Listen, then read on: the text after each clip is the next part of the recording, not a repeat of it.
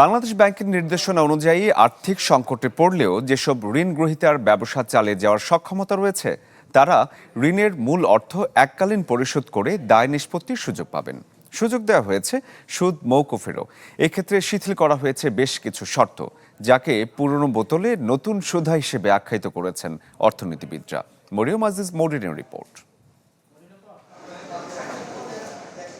ব্যবসার নামে ঋণ নিয়ে তা ফেরত দেয়া ব্যবসায়ীদের মাঝে আজও অনুপস্থিত। নচ্ছয়ের কারণে জনগণের কষ্টার্জিত অর্থ হারিয়ে যায় সিস্টেমের মারপ্যাচে, আর ব্যাংকগুলোতে জমতে থাকে পাহাড় সম খেলাপি ঋণ। বাংলাদেশ ব্যাংকের তথ্য বলছে 2026 সালের মার্চ পর্যন্ত খেলাপি ঋণের পরিমাণ 6.25 লাখ কোটি টাকা, যা বিতরণ করা ঋণের 32.26%। বিগত সরকারের অনিয়ম, দুর্নীতি আর নামে বেনামে ঋণ জালিয়াতির কারণে খেলাপি ঋণের এমন পরিণতি।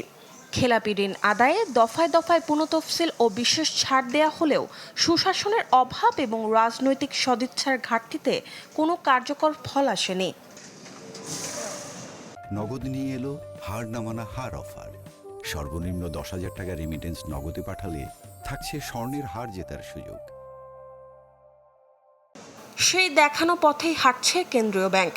নতুন নির্দেশনা, চলতি বছরের জুন পর্যন্ত যেসব ঋণ মন্দ বা ক্ষতিজনক মানে শ্রেণীকৃত রয়েছে, সেগুলোর বকেয়া এককালীন পরিশোধ করে দায়মুক্ত হওয়ার সুযোগ পাবে ব্যবসায়ীরা। সাথে সুদ মওকুফের ক্ষেত্রে শিথিল করা হয়েছে বেশ কিছু শর্ত। বাংলাদেশ ব্যাংক প্রায়শই কিছু পলিসি নেয়, মনে হয়েছে শুধুমাত্র বড় বড় কর্পোরেটদের স্বার্থেই এই পলিসিগুলি নেওয়া। কিন্তু আপনি যখন টোটাল ব্যাংকিং সেক্টরটা চিত্র দেখেন, যে টোটাল ঋণের কত পার্সেন্ট কর্পোরেটদের হাতে, দেখবেন যে সিগনিফিক্যান্ট অ্যামাউন্ট তাদের হাতেই। অতএব তারা যদি খারাপ হয়ে যায়, টোটাল ব্যাংকিং সেক্টরই তো নেতিবাচক প্রভাব পড়ে। এই খবরে ব্যবসায়ীরা খুশি হলেও অর্থনীতিবিদদের কণ্ঠে গভীর উদ্বেগ। পুরনো বোতলে নতুন সুধায় তারা চিন্তিত। তাই এক্সিট সুবিধা পাওয়া ব্যবসায়ীদের রাখতে হবে কঠোর মনিটরিংয়ে। না হলে যে যায় লঙ্কায় সে হয় রাবণ, এমনভাবে পুরনো ক্ষত ফিরে আসার শঙ্কা রয়েছে। অনেক বলার পরে অনেক দিন আমাদের এটা দাবি ছিল যে একটা সেফ এক্সিট পলিসি দেওয়ার জন্য। কারণ একটা ইন্ডাস্ট্রি যখন বন্ধ হয়ে যায়, একটা মালিক তার সর্বস্ব কিন্তু হারায়, সব বিক্রি করে নিয়ে ব্যাংকে দিয়েও ব্যাংক থেকে নিস্তার পায় না।